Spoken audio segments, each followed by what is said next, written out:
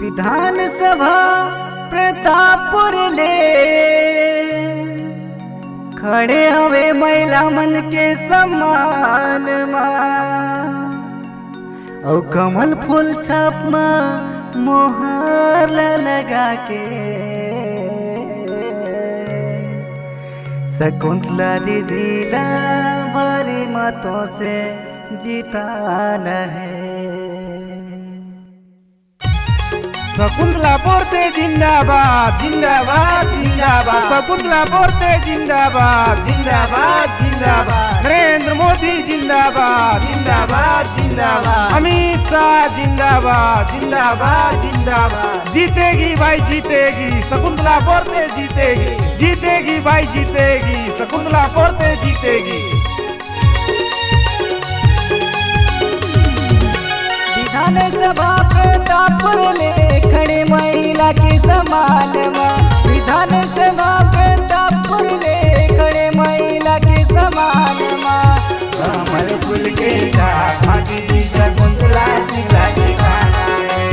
कमल फूल के छाप भैया शकुंतला मोहर लगाना है। विधानसभा प्रतापपुर ले खड़े महिला के समान विधानसभा प्रतापपुर ले खड़े महिला के समान कमल फूल के छाप दीदी शकुंतला सिंगला के गाना है। कमल फूल के छाप भैया शकुंतला मोहर लगाना है।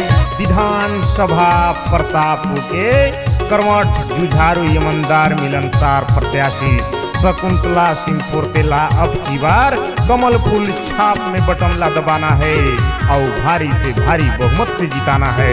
गांव गली का चौमुखी विकास ला कराना है। हमर तुहर सबो मन का छाप कमल फूल छाप, दीदी जीजा मन का छाप कमल फूल छाप, चाचा चाची मन का छाप कमल फूल छाप। सुनो रे दीदी सुनो रे भैया सबके साथ चलबो, गाँव गली के पारा पारा मा विकास हम सब कराबो।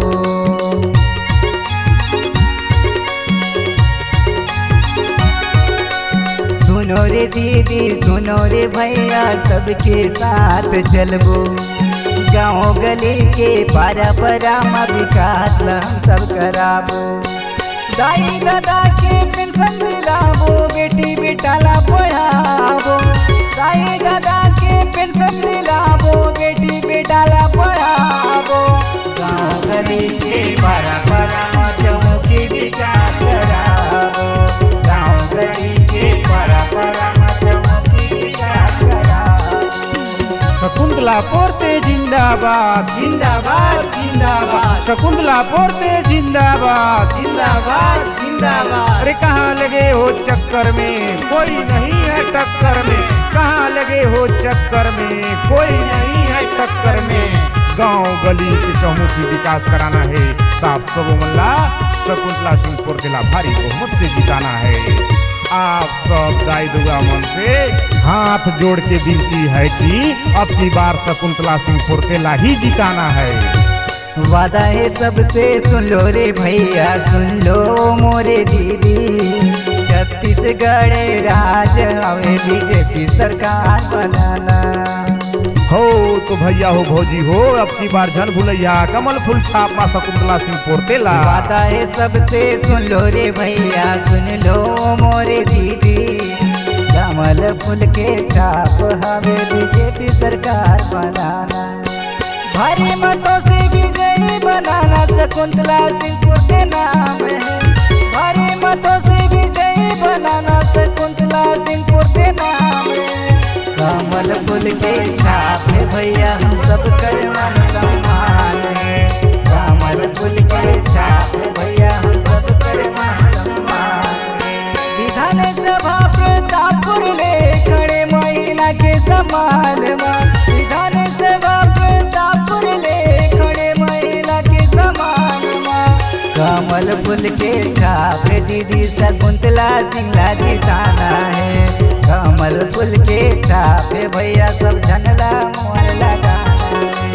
कमल फूल के छाप दीदी शकुंतला सिंगला जिताना है।